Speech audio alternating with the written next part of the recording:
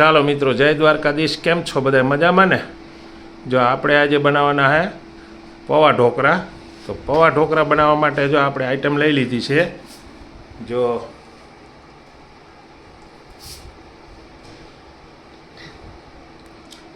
જો એના માટે આપણે પૌવા પલાળીને લઈ લીધા છે. પછી મરચી લઈ લીધી છે, પછી લીમડો લઈ લીધો છે, આદું લઈ લીધું છે, ધાણા ભાજી લઈ લીધી છે, અને એક વાટકો દહીં લઈ લીધું છે, પછી રાઈ લઈ લીધી છે, ગરમ મસાલો, હળદર, હિંગ અને પાવડર. આટલી વસ્તુ આપણે બધી લઈ લીધી છે. તો હવે આપણે રેસીપી ચાલુ કરીએ. તો વિડીયોમાં બન્યા રહેજો.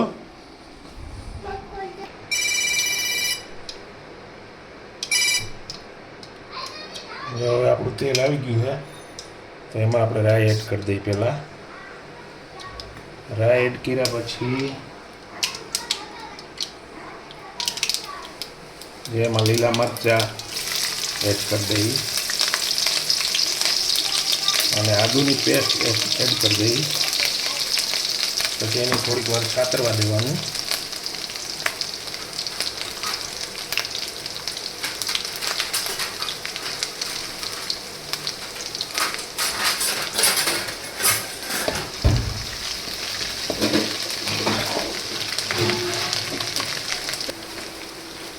હવે એમાં આપણે લીમડો નાખી દઈશું.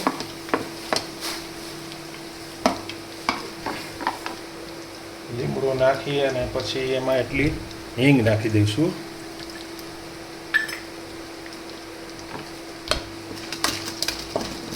એને થોડી વાર આપણે હલાવવાનું છે.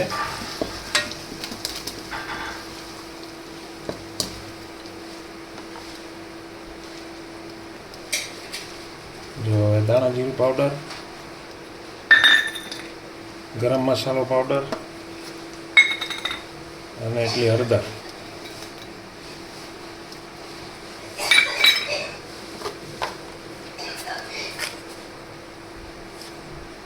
અને 1 ચમચી નિમક. બધું મિક્સ કર્યા પછી આપણે ધાણા ભાજી એડ કરી દેવાની.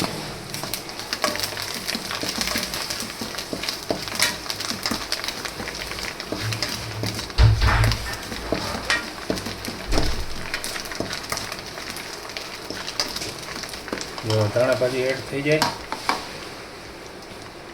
પછી એમાં દહીંનો વઘાર નાખવાનો છે આપણે. દહીંનો વઘાર હવે એને આપણે પૂરી રીતે હલાવવાનું છે.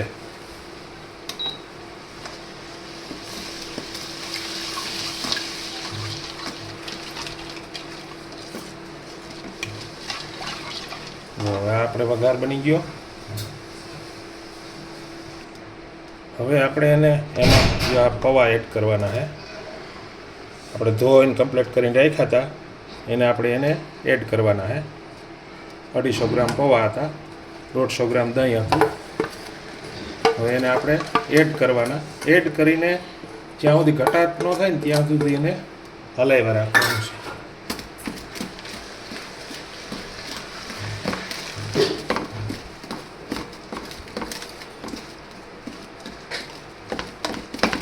બીજું કંઈ નાખવાનું નહીં, ખાલી હલાવવાનું જ. જ્યાં સુધી ઓલું ન થાય ને ત્યાં સુધી એને હલાવ્યા રાખવાનું. આ ઘટ થવું જોઈએ.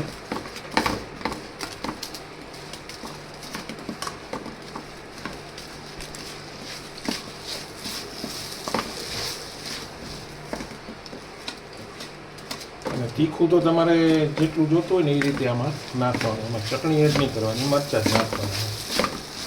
જો આ રીતે હલાવી અને બધું કમ્પ્લીટ કરવાનું. આવી રીતના હલાવ્યા રાખવાનું. જ્યાં સુધી ઘટ ન થાય ને ત્યાં સુધી એને હલાવ્યા રાખવાનું.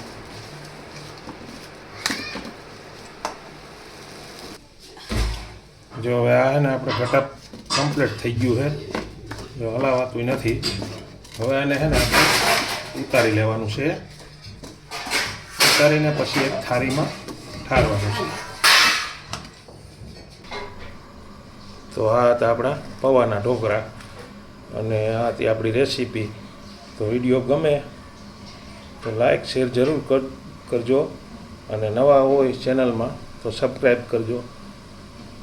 તો રોજ નવી અમારી આવી રેસીપી જોવા માટે અમારા વિડીયોને ફોલો કરજો.